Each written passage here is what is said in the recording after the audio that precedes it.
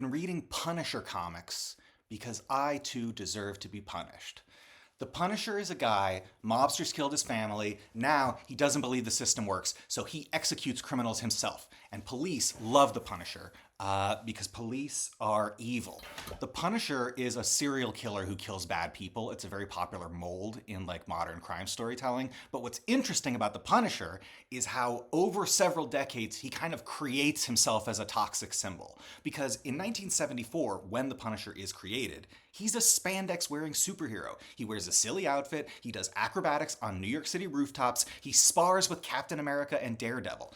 And as the anti-hero craze grows throughout the 80s and 90s, he gets bigger and slower and grimmer and eventually graduates into this sort of hulking blob man in a trench coat, just unloading a massive weapon into a crowded room.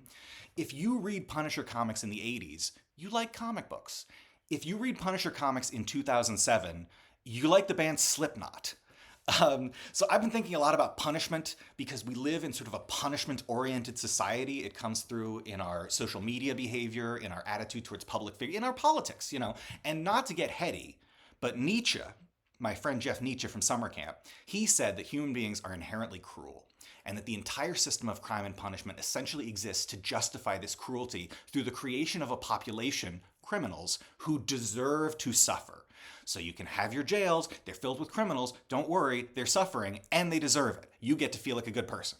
I don't really believe anyone deserves to go to jail. I think the prison system, particularly in America, entirely fails to justify itself. You know, and obviously there are people who do so much harm that we don't want to imagine having empathy for them or what they deserve, you know, and this is what people always bring up when you talk about not liking jail. They go, well, what about rapists and murderers? And that's how you can tell someone's engaging in good faith. What do you think about rapists and murderers, Alejandro? Well, I think they've given us some great performances over the years in film and television. Look, being suspicious of punishment doesn't mean that I'm anti-consequences. I would actually argue it's a totally worthwhile exercise to parse the difference between punishment and consequences and examine why we prefer punishment, you know?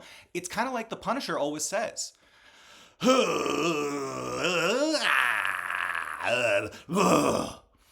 I think that's truer now more than ever.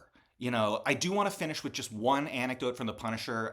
Punisher Max, the explicit Punisher run in the 2000s.